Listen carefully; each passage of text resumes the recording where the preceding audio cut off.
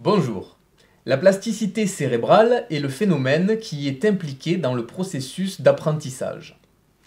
Quelles sont les modifications qui se produisent à l'échelle cellulaire dans le cerveau lors de ce phénomène? Autrement dit, quel est le mécanisme à l'origine de l'apprentissage et de la mémoire? Lorsque nous apprenons à distinguer le rouge-gorge du chardonneret élégant par exemple, ou encore lorsque nous apprenons un schéma bilan fonctionnel pour un cours, il se produit exactement le même mécanisme cellulaire à l'échelle du cerveau lors de ce phénomène d'apprentissage. L'imagerie médicale nous permet d'observer que lorsque nous visualisons un objet, certaines zones cérébrales sont activées. Lorsque nous répétons cette visualisation, c'est-à-dire lors d'un phénomène d'apprentissage, nous remarquons que ces mêmes zones cérébrales sont activées de manière plus intense. Comment l'apprentissage permet d'accroître cette activité cérébrale?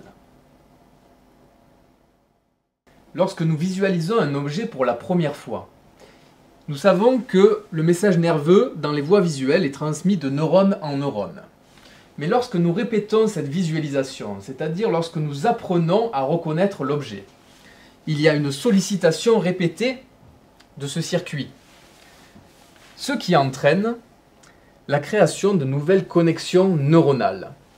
Ainsi, la transmission du message nerveux est facilitée. C'est cette sollicitation répétée qui est à l'origine de la création de nouvelles connexions neuronales, qui est la plasticité cérébrale, ce qui permet l'apprentissage. Lorsque nous rencontrons une personne dans la rue que nous connaissons, nous reconnaissons immédiatement son visage. Cela est permis par l'activation de connexions que nous avions déjà activées par le passé. C'est le processus de mémoire. Ainsi, cette plasticité cérébrale est à l'origine de la mémoire et de l'apprentissage.